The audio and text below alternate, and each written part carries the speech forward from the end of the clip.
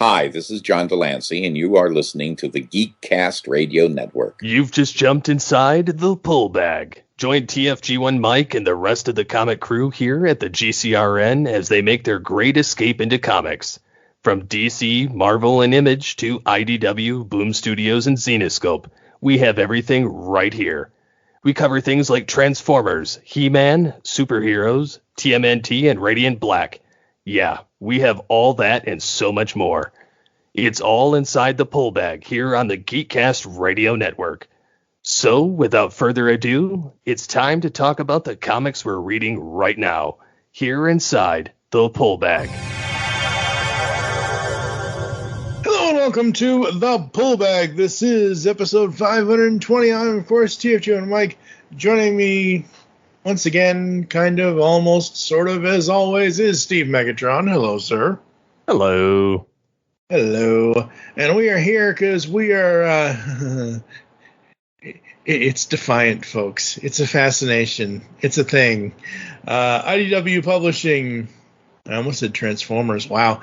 IDW Publishing Star Trek Defiant #1. So, when we last left off with the main 2022 series that they are doing at IDW 2022 Into the Future 2023 with Colin Kelly and Jackson Lansing, WORF is like, see ya, Cisco, I'm out. I got to go do my own thing. I got to go, you're too much, you and your unholy alliances or whatever the hell. So we have Star Trek Defiant, and it's WORF, and holy crap. Folks, I apparently don't pay attention to stuff anymore. I don't know why. I just did not catch it. I did not even see a certain character on the front cover of this comic book. So as I'm reading this, I'm like, what the is Spock doing there? Mm-hmm. I'm surprised you didn't notice. No, well, I'm sure when I sent you the art, I probably kind of sort of noticed. Now, the guy next, is that Data too, or is that's not Data? No, that's his brother. Oh, that's Spock's brother. Okay. No, that's Data's brother, Lore. Oh, Data Lore. Oh Lord. Yeah. Oh boy. I was gonna say he kind of looks like a Data a little bit. At least in that cover he does. Yep. And then that's Rolaren on the other side. Mm-hmm. But yeah, WORF is setting up his own crew. Now this series, I don't know if this is going to be a new ongoing, if it's going to be like I do know that because they have split from, like, WORF is split from Star Trek, and this is something we can talk about probably close to the end, but we will have a crossover between these two books. I think Free Comic Book Day this year launched Star Trek, is it Dying World, Dying Wish, Wake the Dead? It's called something. I Googled it earlier. But there will be a crossover between this book and the main ongoing. This series is written by Christopher Cantwell with the art done by Angel Unzueta. Sorry if I mispronounced that. Colorist is Marissa Louise, and the letterer is Clayton Cowles on this one. And yeah, basically, WORF is going after Clone Kahless. Yep. I do love how it's the most trivial thing ever, but it keeps coming up, at least in this issue so far. I don't know, because I haven't read ahead after this, but in the beginning of this, WORF can't, like, this ship that he's taken or whatever, like, the computer doesn't want to acknowledge him as the commander of the ship, as the captain. He just smashes the computer. Well, it's not doing what he asked it. Exactly. And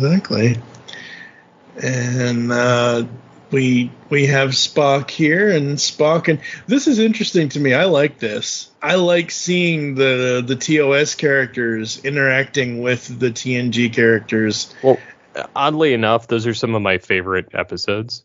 Mm-hmm. Is when there is a crossover. Mm.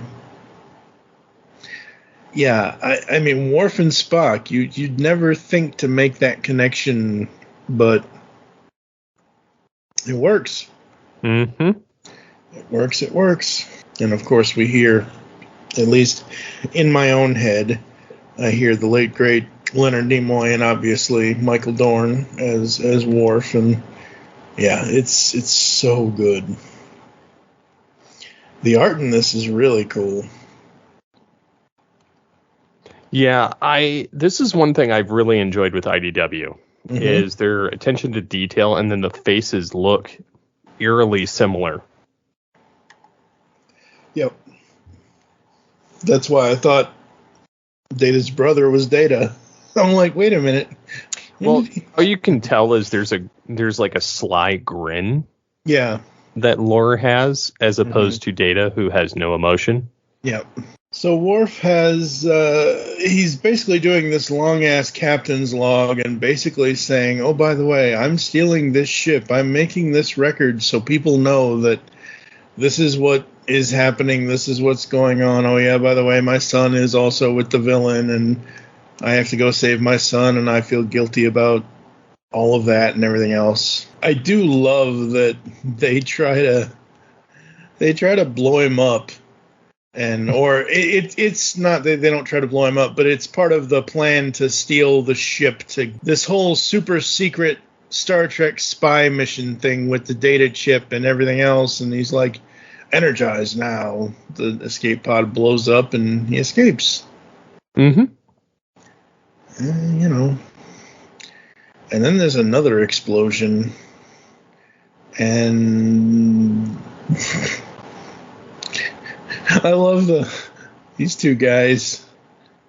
Jaltalk 4, strange weather patterns, Starfleet spies falling from the sky. Love that. That's hilarious. What are you thinking so far? I just like how the series more or less is turning out. Yeah. I mean, this is only the first issue of this, but I like that Worf and Spock meet. Mm-hmm. Because they never met in Reunification Part 1 and 2. Yeah. And Spock is among Romulans. Yep. Which is... the Vulcan, what is it? The Vulcan Science Academy or High Council or whatever the hell the Vulcans say. Like, that's probably not a great thing, Sir Spock, but But it's funny that Spock's codes were not revoked. Mm-hmm. I love how they explain it away. Yeah. Like, Starfleet, they just probably forgot.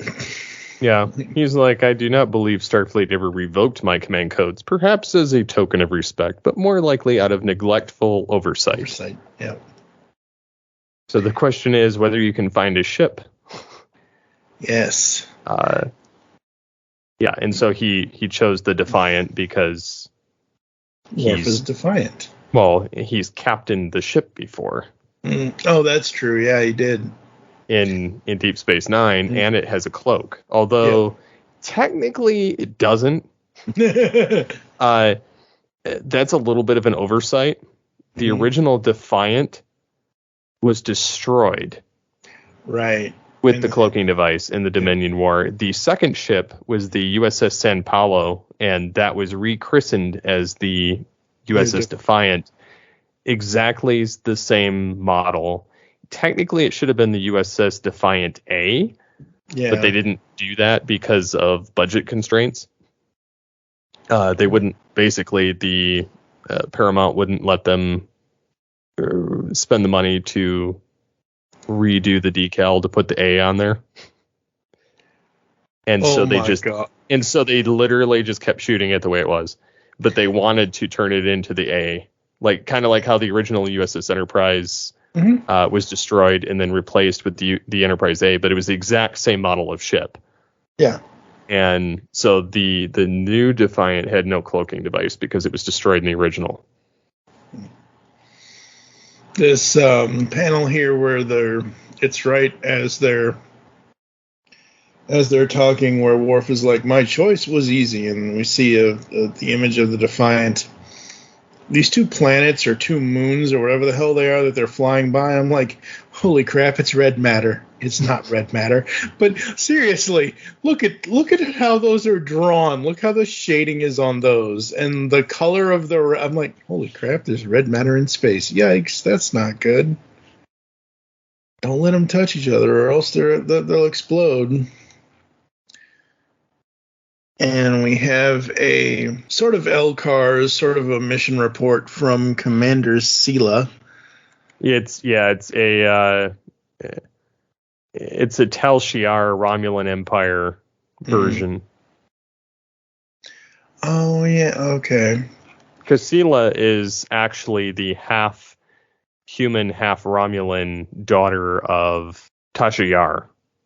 Oh, yeah, Tasha. Okay. And she was created by a temporal mistake, basically, in yesterday's Enterprise, where the Enterprise C went through a temporal vortex and ended up in the 24th century, like later when the Enterprise D was out. Right. It created a time issue where Worf was never brought to the Federation, and so Tasha Yar was still alive, and she went back in time with the Enterprise C, and so therefore it was a kind of a paradox that she was actually dead in the prime timeline, but somehow she was alive again because of the the temporal screw up. Wow, that's crazy. Yeah. I love the whole transmission here between her and the other guy on Cisco's ship. I forget what his name is off the top of my head. Oh, you're talking about B'Elanna Torres and Tom Paris? Yeah, oh, it's okay, Tom Paris, yeah. I love the ending of this. Lieutenant Paris informed Captain Sisko that if he wants my data, he'll first need to remove his head from the clouds. End transmission. She turns to him, Did Worf, just use a human aphorism? I have grown quite fond of cutting through the bullshit. And obviously in the comic, folks, shit is number signed and dollar signed and percent signed out, but that's hilarious. I hope we get a Sisko Worf, like some sort of other face off from them in the future, because oh boy, the personalities between the two of them. Yeah, it's quite interesting how this is going to go down. Mm-hmm.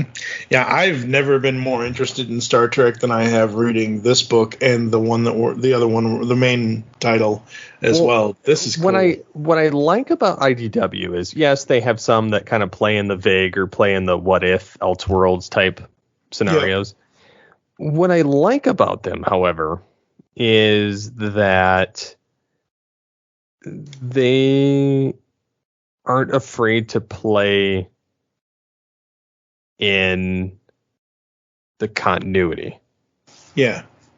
And this and the other title where they brought Sisko back both play in the current in the actual continuity. Yeah.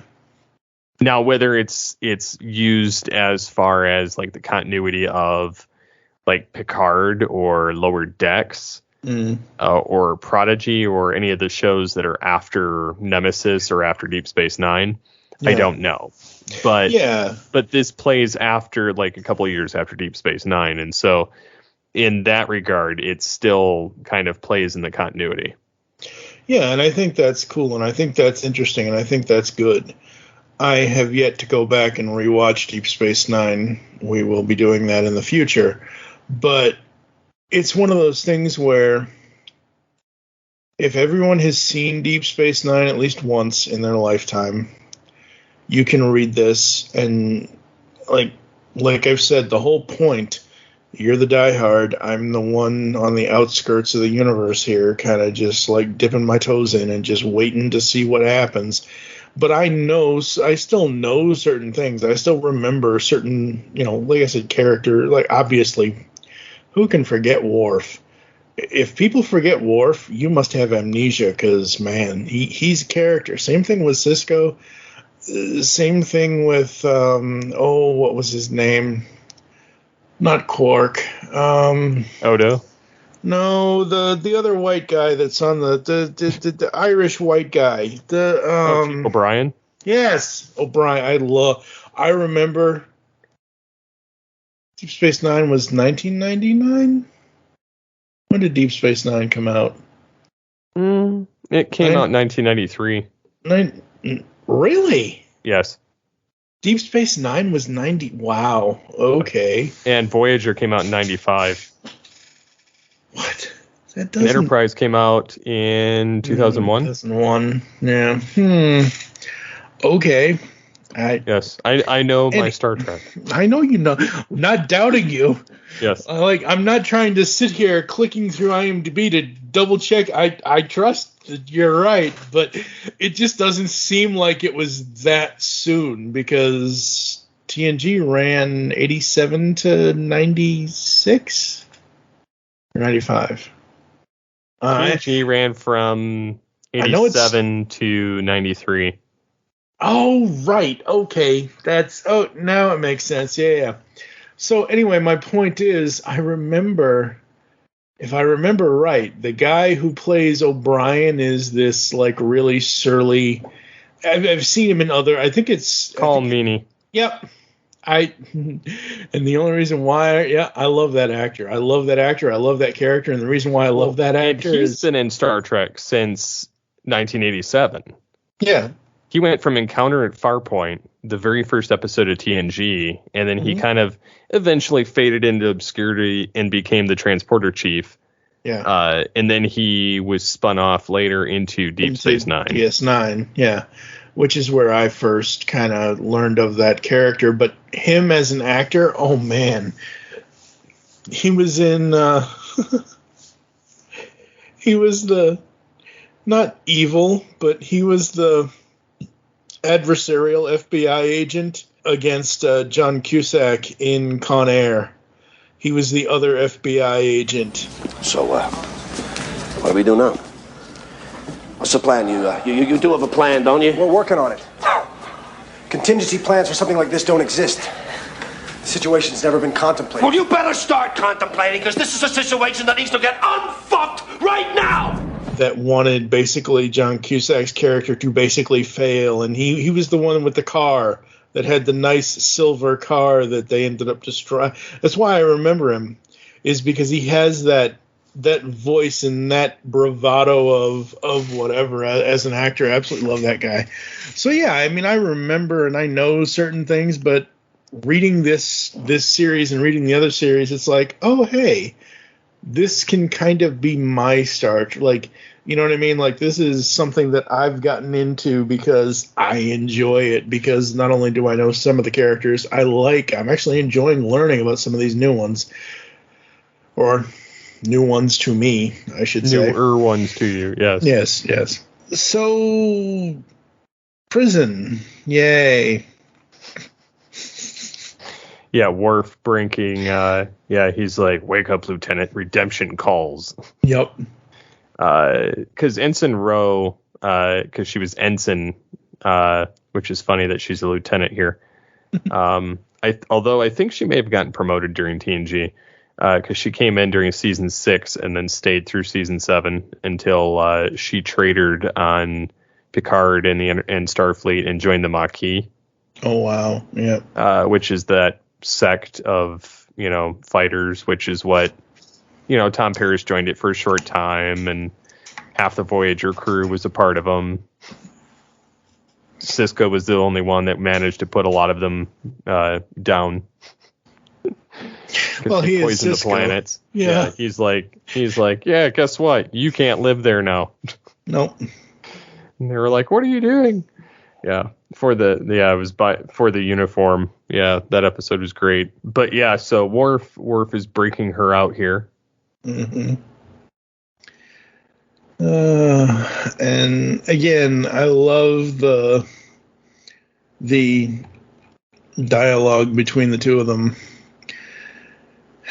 You're going to a lot of trouble to make Ro look good with the Orions, when truth is she was never Macbeth's true believer. She was a Starfleet spy, a hypocrite.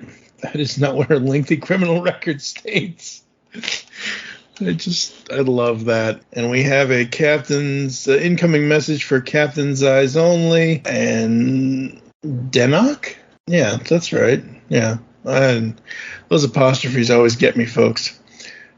So, yeah, we've got this going on. Yeah. Again, it's all set up for whatever's going to happen later, but this is, again, it's building Worf as a character here in this story and figuring out what's going on with him. And then we get, what do you think of just as a design thing, the LCARs or the mission briefing thing, like these like us as readers actually seeing these data points and, having all this. The level 1 communique. Yeah. Yeah, I love the LCARS interface. I really do. So much so that I've used it in art and I've used it in like the USS Future Imperfect website when I had that going.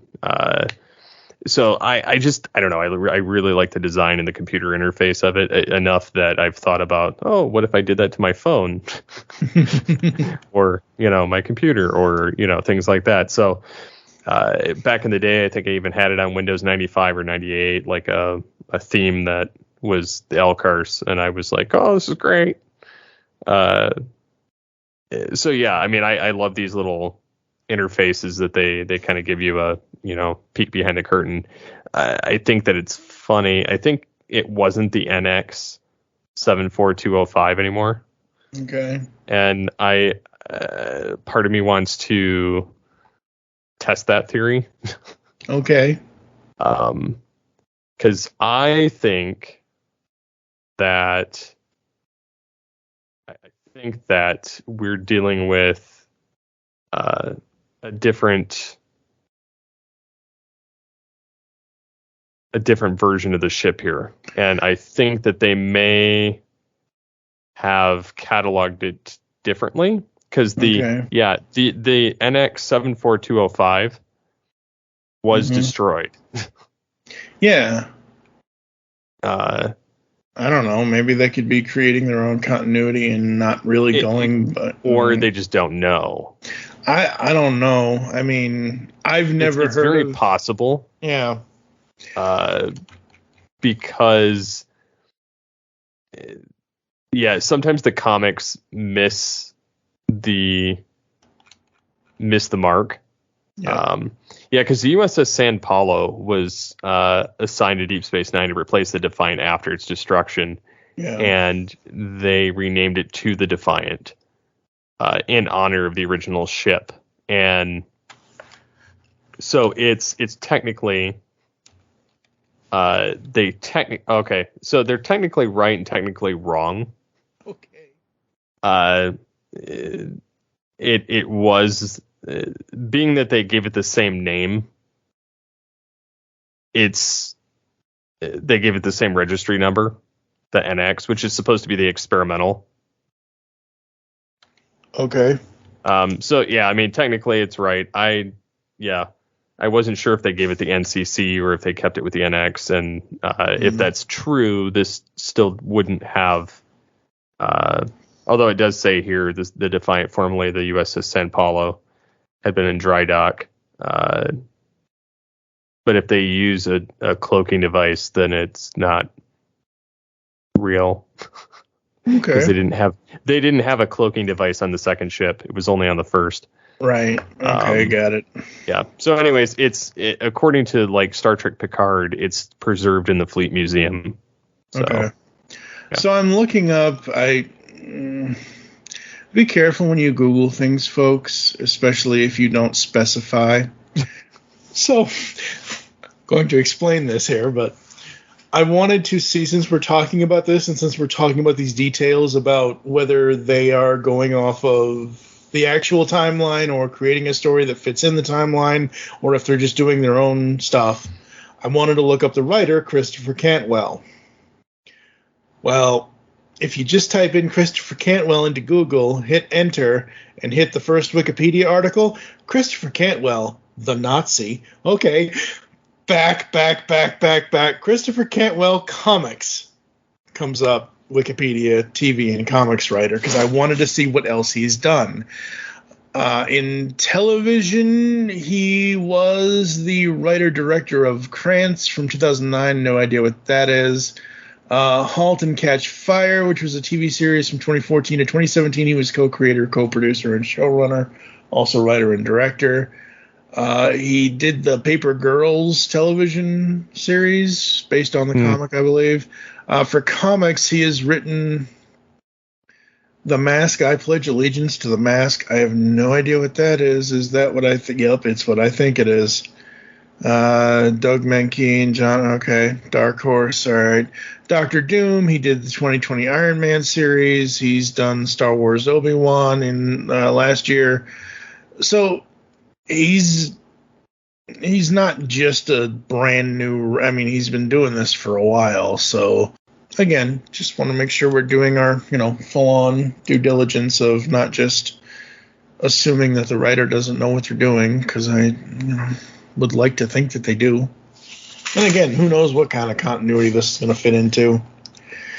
But yeah, those L cars, man. So sometimes that takes me out of the story, because I'm so used to comics being art and speech bubbles, or art and like the background where it's like internal monologue bubbles, where it's not bubbles, it's the, and then you have like a whole page of text, and I'm like, wait, this is a comic book.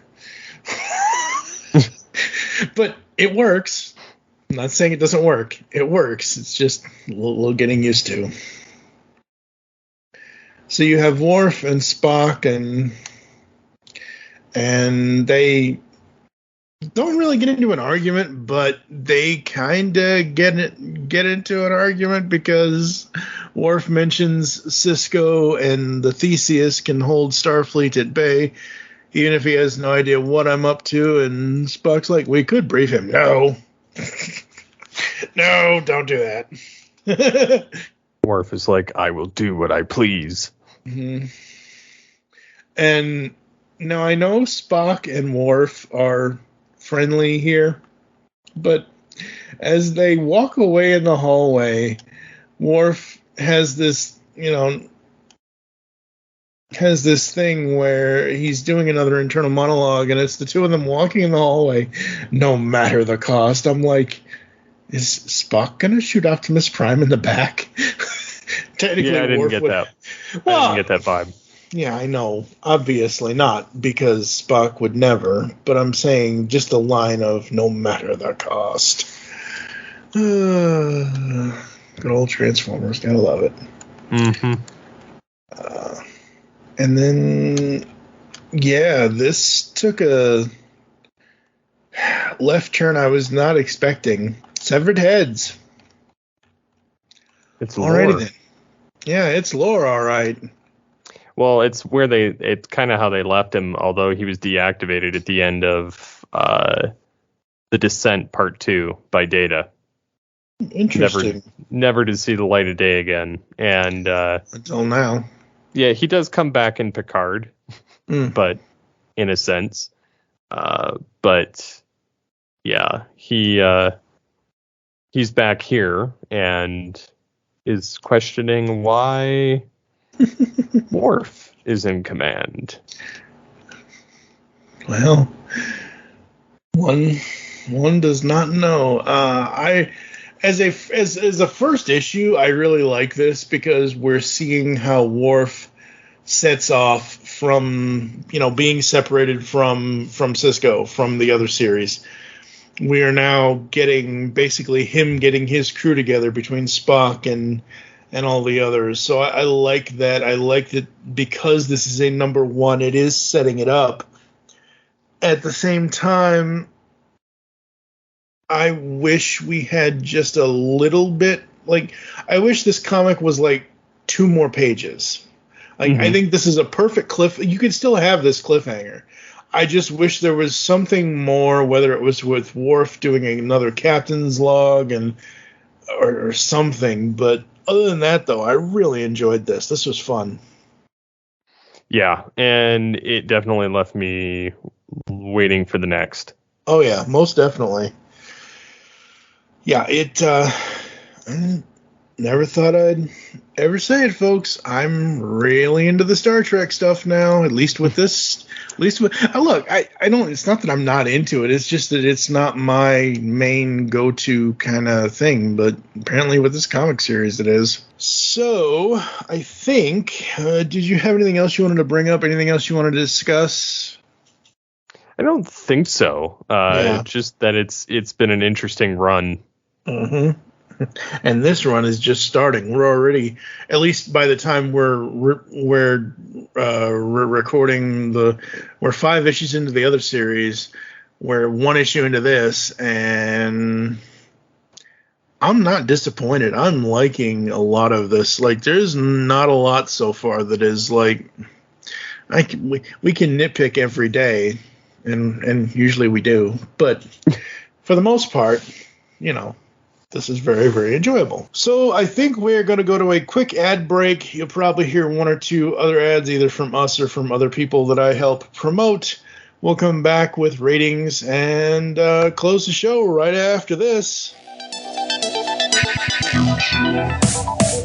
Like science fiction? Of course you do, or you wouldn't be listening to the Geekcast Radio Network. Well, the Mark Who 42's Universe podcast is an award-winning sci-fi radio show that's been around for over 10 years. We cover everything from Doctor Who to the MCU to pop culture and everything in between. A new show drops on Tuesday mornings on the GCRN website and all of the major podcast platforms. So listen to the Mark Who 42's Universe podcast from the universe and beyond. Hey, welcome to the Last Comic Shop Podcast, a comic book podcast that actually talks about comics. Yep, each week we open the shop up and read and discuss a comic. Sometimes we pair that up with comic book movies or TV shows. Or not. Lots of times it's just comic books and sound effects. Oh, yes, definitely lots of sound effects. So tune in on all the major podcasting platforms for the Last Comic Shop Podcast, or check out our library of evergreen shows at www.lastcomicshoppodcast.com. We are back here inside the pull bag with Star Trek Defiant #1. As a #1 goes, I'm all in. However long or short this, like, I never know sometimes with series or miniseries or ongoings or not ongoings, or because sometimes if the numbers aren't there, if the sales aren't there, they'll cut it. I don't think they're going to cut this short, but at the same time, who knows? But as a #1, Star Trek Defiant #1, I'll probably give it a 4.5 out of 5. I'll give it the same because I was rather entertained through the whole thing. Mm-hmm. I get that the ship is supposed to not look super sleek. That's probably the only reason why my half point comes off, is because I wish the new Defiant was a little bit more sleek looking other than what it is, but it is what it is because it's an old ass ship or it's a new, I don't know, whatever it is. But yeah, no, very, very enjoyable. This is the first week of May, folks. Well, actually, we're recording this in the future, but you're going to be hearing it in the past. So Free Comic Book Day is about to happen, but it actually already did happen. I did not participate this year. I'm still living in the one-horse town that I moved to, and there is a comic shop here, but I just don't. I don't leave my house. I just don't leave the house anymore. So what have you got going on, sir? Just keeping busy with stuff for the network and preparing for some new endeavors. As vague as I can be on that. Yes, as defiant as he can be on that. Transport and warp out. Something like that. De-energize. What a bunny. Coming up here inside the pull bag next week or this week or whenever you people get it. People will just be like, oh, the pull bag shows up a new episode. Wait, this was 2 weeks ago? Yeah, I usually end up either backdating or future dating things. But episode 521 is Eduardo and I talking about G.I. Joe World on Fire, another IDW series. Technically, May is all IDW month this month because Joe Reed and I, after that, are going to come back with TMNT Reborn Volume 2. And then Steve and I will be back at the end of the month for episodes 523 and 524, Star Trek Defiant issues 2 and 3, and Star Trek issues 6 and 7. So that's going to be the Star Trek content for May. Let's see here. What else? Anything else you want to bring up? Anything else you want to say before I run through the closing? No, I think I'm good.